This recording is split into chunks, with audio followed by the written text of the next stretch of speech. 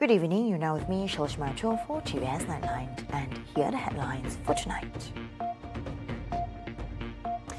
A 12-year-old boy perishes in a CROC attack while fishing at Kampong Ambila River in Kota Semahan this morning. Meanwhile, Prime Minister Dato Sri Anwar Ibrahim is scheduled to go to Sabah tomorrow to observe the worsening flood situation there. And the European Union is moving to take its toughest stand yet on the genocide in Gaza, proposing trade restrictions with Israel and sanctions on its ministers.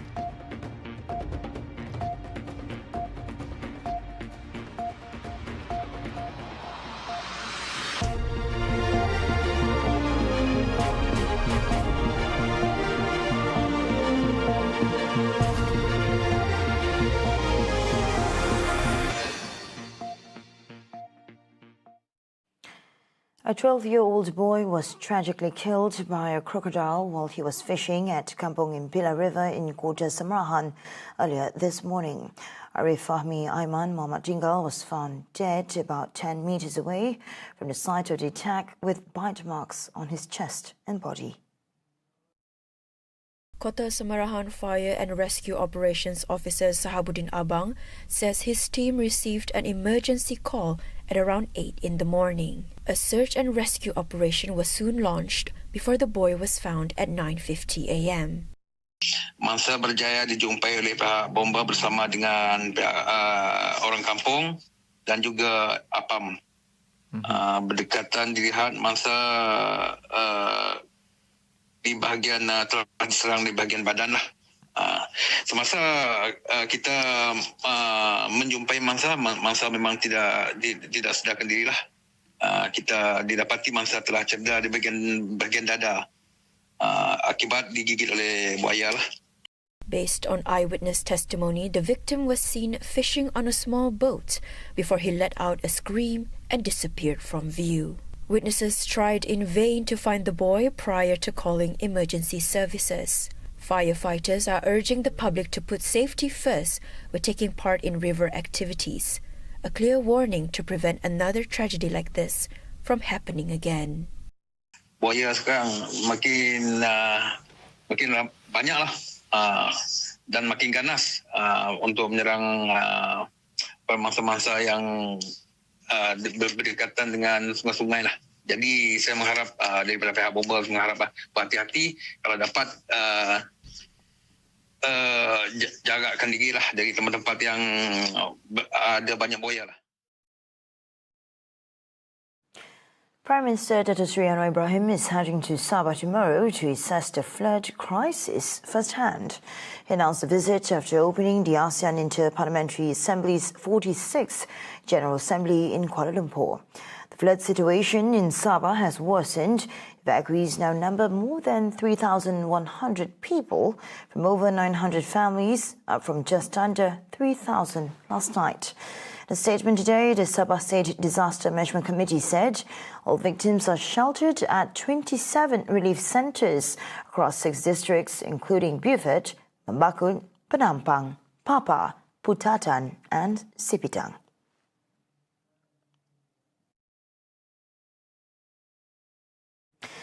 Police recorded 1,300 sex crime cases in just 4 months this year, from January to April. Deputy Minister of Women, Family and Community Development, Dato Sri Dr. Noraini Ahmad says the cases involve rape, incest, molestation and sexual harassment, all reported by victims aged 18 and older. To fight, he says the government has rolled out the National Squad Wajah Siswa program, an initiative aimed at giving university students the tools and awareness to deal with these crimes.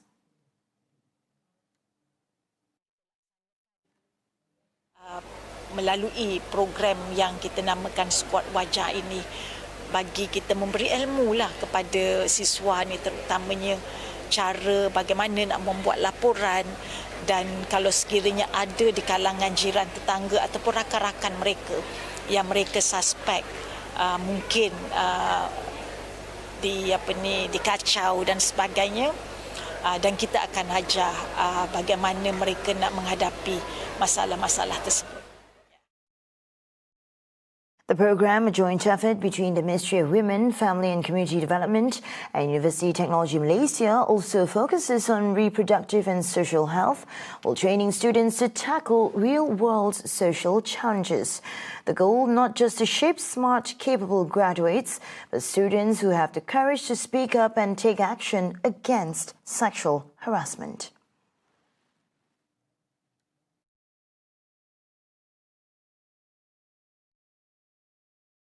Sarawak Premier Dato' Padi Tan Sri Abang Johari Junabeng paid a courtesy call on the head of state, Tun Peng Sri Dr. Wan Junaidi Tuanku Jaafar at the Astana Negeri Sarawak early today. The pre-cabinet session held in line with the Sarawak Constitution enabled the Premier to personally brief the head of state on the latest developments in the state's administration and affairs under the executive branch. During the hour-long discussion, which took place in a cordial and cooperative atmosphere, Wan Junaidi expressed full confidence that Sarawak will continue to be well managed under Abang Johari's leadership for the well-being of its people. The meeting also served to further strengthen the close ties between the Astana institution and the state government, reflecting their shared commitment to ensuring Sarawak's continued stability and progress.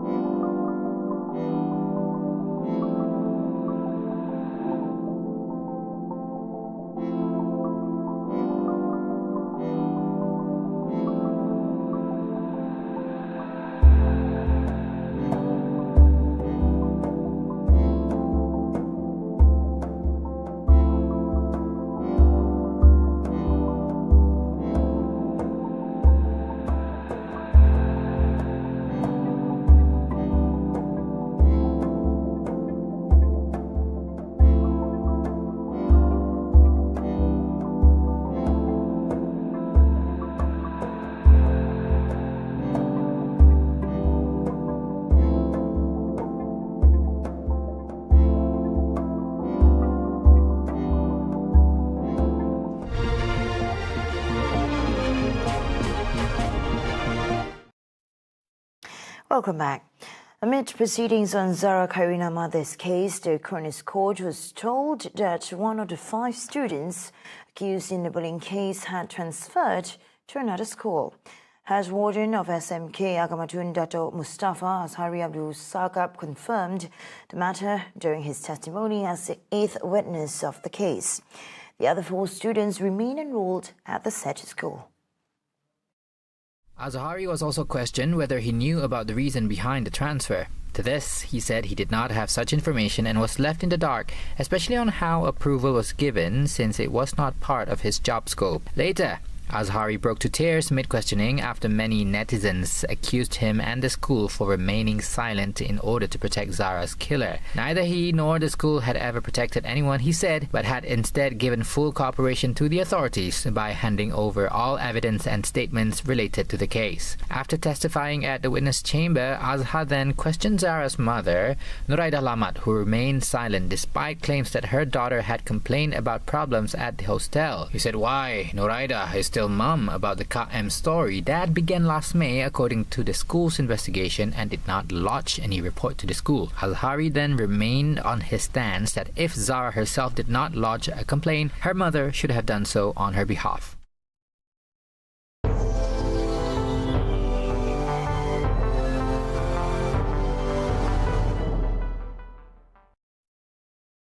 And now on to world affairs. The European Union is moving to take its toughest stand yet on the genocide in Gaza, proposing trade restrictions with Israel and sanctions on its ministers. But resistance from key member states could stop the plan in its tracks. The bloc's executive, however, said it would take immediate action by freezing some 20 million euros or 100 million ringgit in aid for Israel. The Commission adopted a proposal to partially suspend trade concessions. Commissioner Šefčovič will update you on the trade details in a minute. And I want to be very clear. The aim is not to punish Israel. The aim is to improve the humanitarian situation in Gaza. Officials said the measure would hit more than a third of Israel's exports to the EU, worth around 6 billion euros, including agricultural produce such as dates and nuts. The Commission also calls for asset freezes and visa bans on far-right Israeli government ministers Itamar Ben-Gvir and Bezalel Smotrich over their extremist rhetoric. Those measures represent the firmest attempt by the EU chief to pressure Israel. The position from states including Germany, Italy and Greece means bloc will struggle to get the backing of enough EU countries to go through. That reluctance has already stalled a softer proposal to cut funding to Israeli tech firms, much to the ire of the EU countries demanding action. Pakistan and Saudi Arabia signed a new strategic defense pact on Wednesday, with the two sides saying an attack on one country will be considered an aggression against both. The agreement comes just days after an Israeli strike targeted Hamas leaders in neighboring Qatar, sending shockwaves through the Gulf states that have long depended on the U.S. for their security. Signing of the pact comes just months after Pakistan and India fought an intense 4-day conflict in May that killed more than 70 people on both sides in missile, drone and artillery fire, the worst clashes between the nuclear-armed neighbours since 1999. The deal was signed by Saudi Arabia's Crown Prince Mohammed bin Salman and Pakistan Prime Minister Shehbaz Sharif. India's Prime Minister Narendra Modi was visiting Saudi Arabia in April when he cut short his trip following a deadly shooting attack on tourists in India that sparked the conflict. India and Pakistan, both nuclear powers, have long accused each other of backing militant forces to destabilize one another. Saudi Arabia is believed to have played a key role in diffusing the conflict. It has been a key supplier of oil to India, the world's most populous country, for years.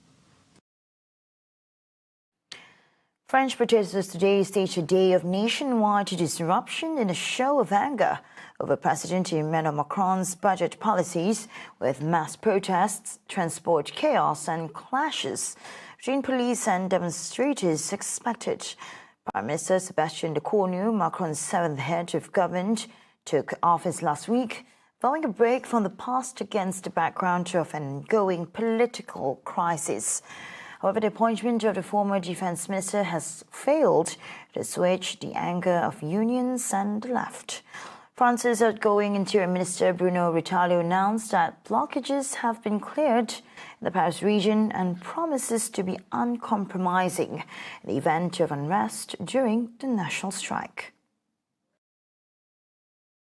On a à la fois des tentatives de blocage, on l'a vu, j'en parlais avec le préfet de police il y a quelques instants. Sur Paris, autour de Paris, c'est des dépôts de bus, à Aubervilliers par exemple, à Saint-Denis. On a déjà débloqué un certain nombre de blocages, d'autres tentatives sont en cours, elles subiront le même sort, nous débloquerons les dépôts. Partout en France, il y aura la même règle. Et puis, nous attendons des milliers, sans doute 5, 6, 7, 8 000 ou plus peut-être, d'individus qui peuvent être dangereux, qui viendront pour semer le désordre et finalement pour voler cette journée aux manifestants qui veulent encore une fois manifester paisiblement. Those are the episodes on TVS Nightline. I'm Shil Shameto. Thank you for watching and have a good night.